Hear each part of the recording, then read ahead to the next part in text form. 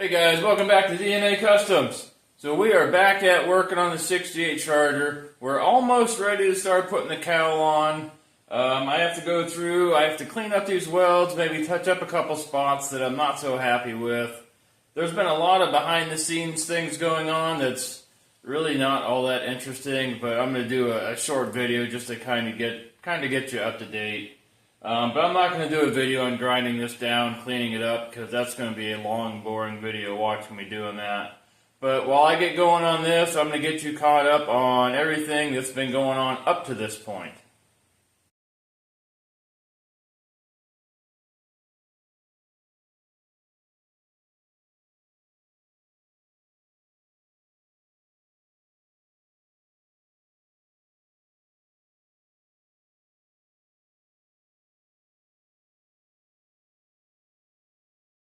Well, I finally had to break down and do it.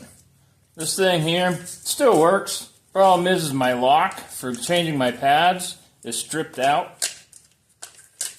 So I ended up going in, getting a new one. That little grinder owes me absolutely nothing for as much as I used it.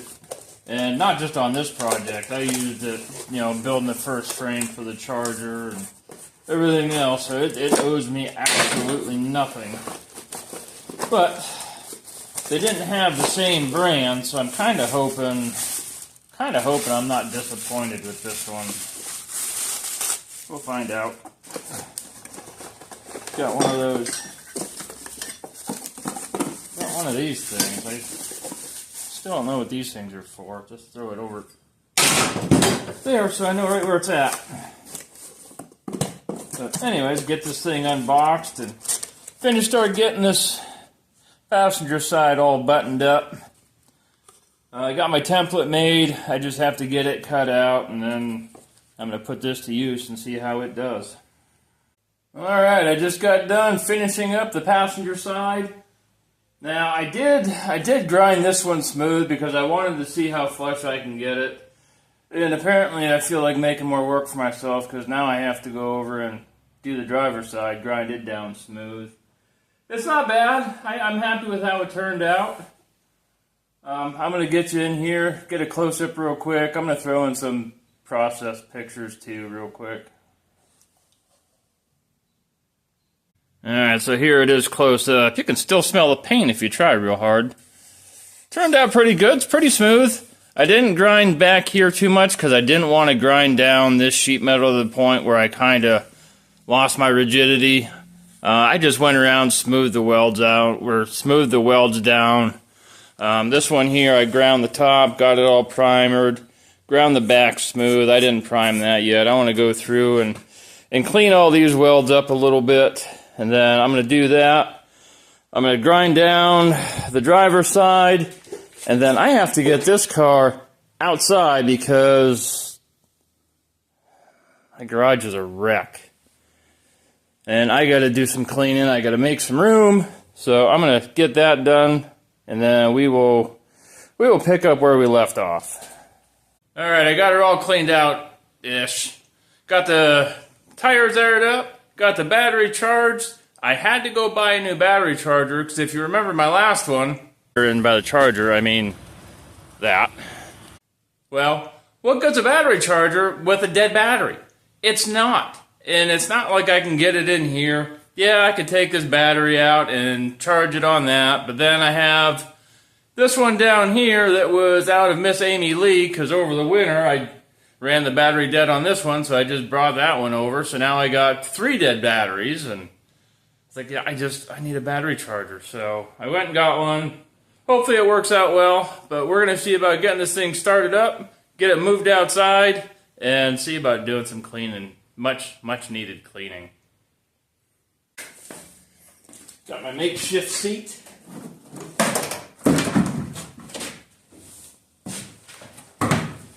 Oh, that's so not comfortable. Oh. Yeah, that ain't going to work.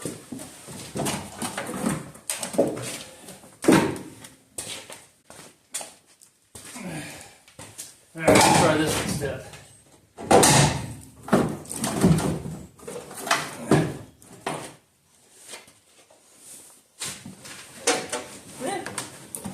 Better. Hopefully she starts right up without giving me too many problems.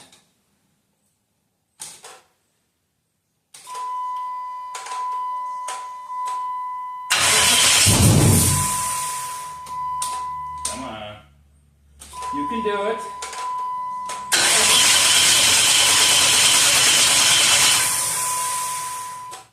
Uh-oh.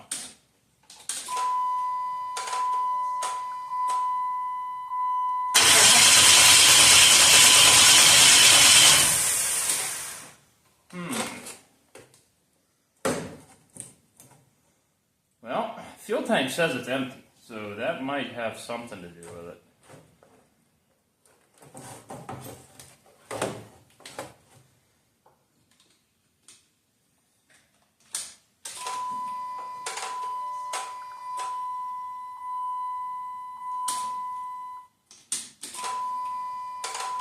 I don't hear the fuel pump running.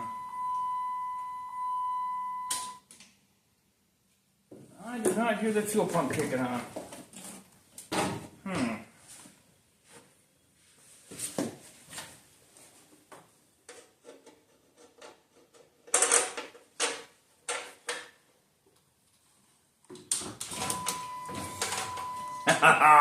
You know what it is? There's a ground.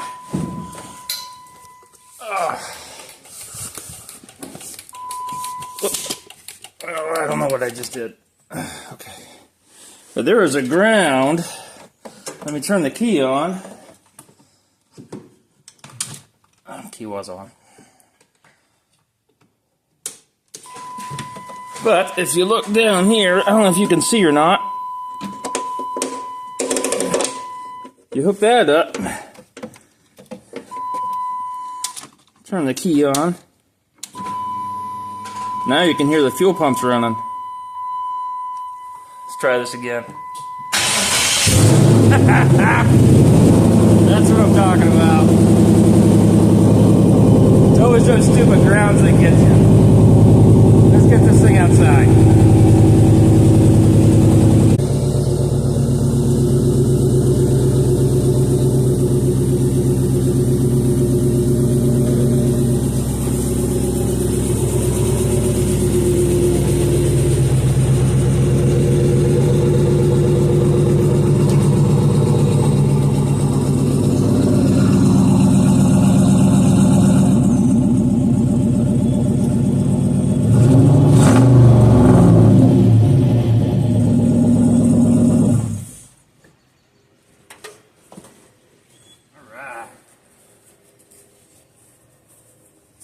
Oh, boys. What are you boys doing? Nico, don't you do it. I know what you want to do. Don't do it. Alright, let's get some cleaning done. That's where all my steel pieces went. All under the car. Salvage what I can. Maybe I'll keep some of it for future use, but most of it I think is just going to get thrown out. That piece, I'll save that. This other stuff, I don't know if I have much of a use for it. Well, I feel like I gained a little bit of breathing room. It's not perfect, but I just wanted to get the majority of this cleaned up. I feel better welding and cutting knowing I don't have a bunch of paper and flammable stuff laying all over the floor, but time to fire her back up, put her back into place.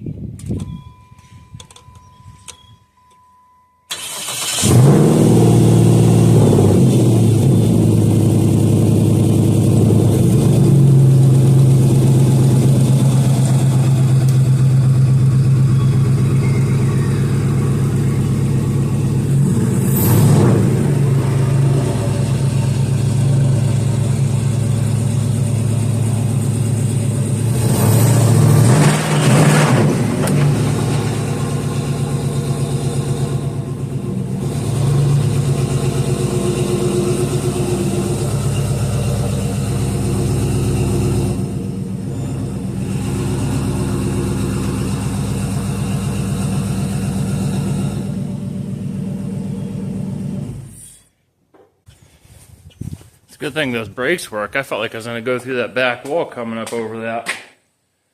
But here she is. Time to start moving on to the next project. Alright, so I have this inner cowl section. I have the welds ground down, touched up any areas that I thought were kind of not great. I have it scuffed up with sandpaper. I have it ready to be primed. What I'm going to do is around these edges, I'm going to use the weldable primer because I don't want to put regular paint on here and then try and weld through it because it's going to mess with your welds. While this paint is drying, I'm going to go through, I'm going to start rebuilding these wiper arm mounts. Replace the seals, everything that has to go along with those. I have the plastic clips for the wiper arms that I have out. I'm going to go through, I'm going to get these painted up just to protect them a little bit. But I'm going to go through, I'm going to get this painted, and then we're going to start rebuilding these. Taking these wiper arms out aren't too bad. You got 2 bolts in the back. They are a 1/2 inch. And then once you get the bolts out, they've been stuck in there for a while. You might have to tap this. I don't recommend hitting on the aluminum because it is just aluminum and you don't want to crack it and then you're going to have a lot more work for yourself. But they're pretty well stuck in there for being in there for, I don't even know how long at this point, math, 68, whatever year it is. But they're kind of stuck, so I'm just going to give it a little tap on the bottom.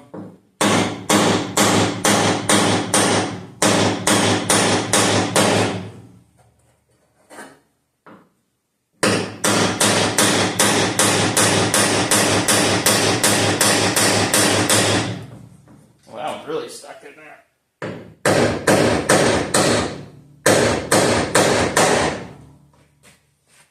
And just give it a little tap till it frees up.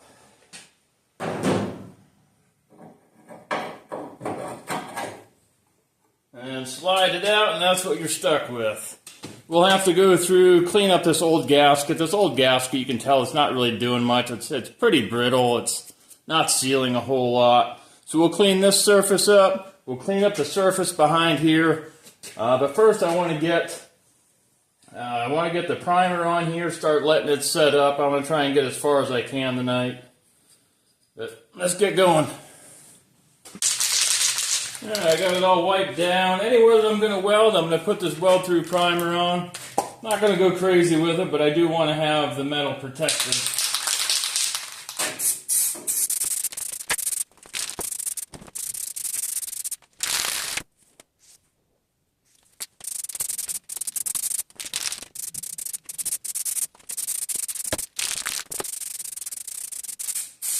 Alright, give that a little time to dry. Alright, now that we've given that primer a chance to dry, I'm going to go through and put the seam sealer on it. I'm using Barrier Bond Seam Sealer Compound. I don't know if anybody's used it or not, but I found it and it's reasonably priced, so I'm using it. I'm just going to go through, put a bead around, smooth it down with my finger the best I can.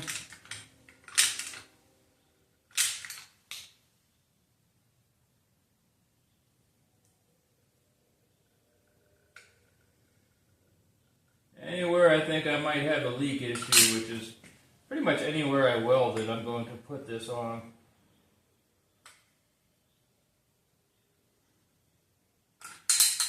All the way up through the drains, top and bottom. In case anybody's wondering, with all these fumes, yes, I did turn the torpedo heater on just so it doesn't kick on and, you know, cause problems. This one I do want to smooth out because I don't want it to retain any water.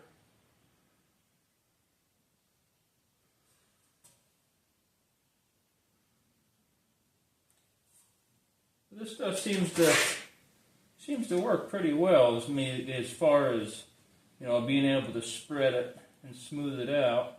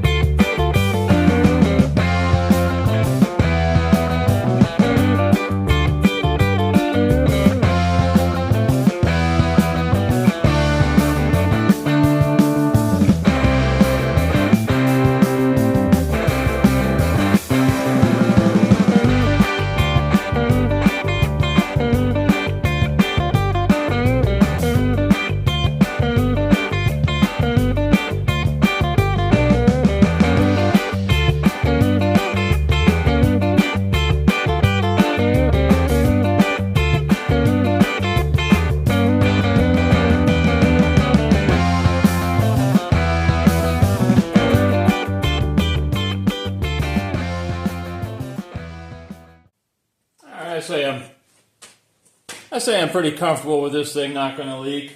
I got seam sealer through all the weld seams. I put it on kind of thick because I really don't want to skimp on this step because I don't want to have a leak later. But we're going to go through, we're going to get cleaned up, we're going to let this dry. While this is drying, we're going to start rebuilding the wiper arms.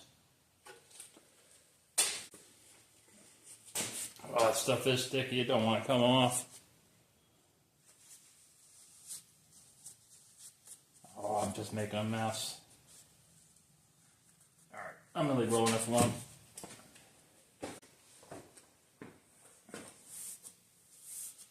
Alright, I got you over here at my workbench, aka the 71 Barracuda. I got one rebuilt. I did it beforehand, that way it at least looks like I know what I'm doing. But it went together fairly well. They give you these seals that go between the wiper arm and your lower cowl. Basically, it just goes on here. Whenever you put the bolts back in it, it compresses it and gives you a seal. They also give you these butyl strips that go around the base of this gasket, so when you put it in place, it creates an extra seal. They say that they don't use that in the factory, so if you take yours apart and you don't see it, that's fine. But they do give you some basic instructions on how it goes together. They also give you this seal here that goes over top your wiper arm mount to help seal down in this area here. So I'm going to use all of these because anything I can do to help keep the water out of that area, I'm going to do. First thing I'm going to do is I'm going to clean up the backing plate on this. I'm going to use a razor blade, take off the heavy stuff first. You don't want to gouge it because you don't want to cause any water pass. So just try and keep your razor blade flat and just scrape off the heavy stuff. You do have to be careful. I don't know if you can see around this outside area. That's a slightly raised area. You don't want to scrape that off either. Has it on both sides. Driver's side has it also. So just make sure you don't scrape so hard that you end up removing that. Alright, now that I got that cleaned up, I think I'm happy with that.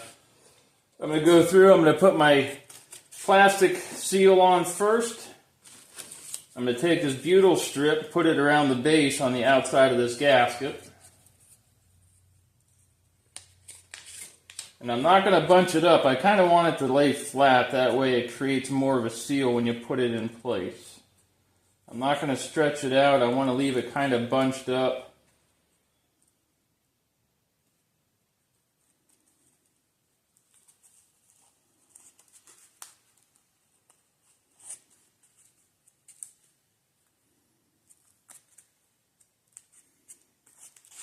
Yeah, something like that. And the last thing we got to do is we have to put this seal on the outside. So they say to take some dish soap, put on the end of this to help slide this over. So we're going to put some dish soap on it.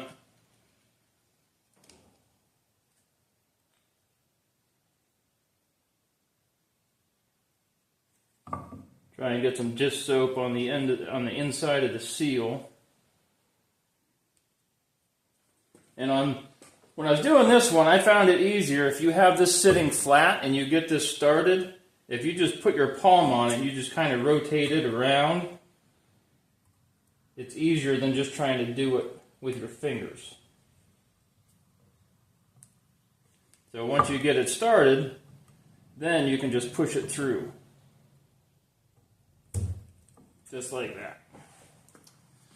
And then all the seals are replaced on the driver side, passenger side one. Now we just have to wait for that to dry, get it painted, we can put these back in.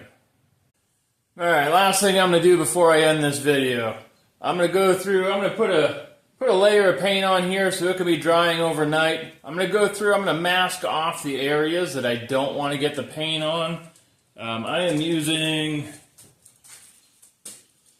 Rust-Oleum 2-in-1 Rust Performance Seal. I don't want to get this in my weld areas because I struggle welding already sometimes and I don't want to get this on there and complicate things anymore. So I'm going to mask off my weld areas so I don't get overspray on them.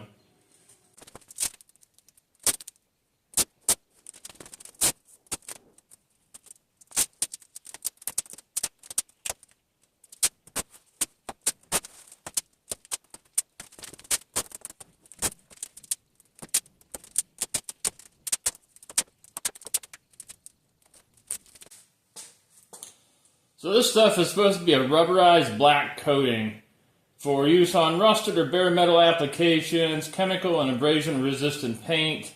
So it should, like all this stuff should be sealed up, but anything that I missed, which I don't think I did, hopefully this is going to take care of.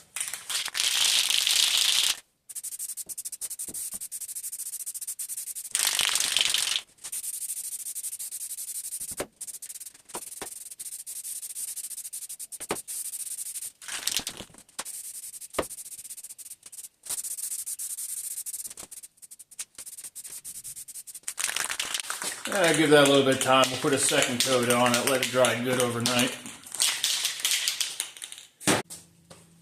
Alright, so I just got the second coat on that inner cowl drain.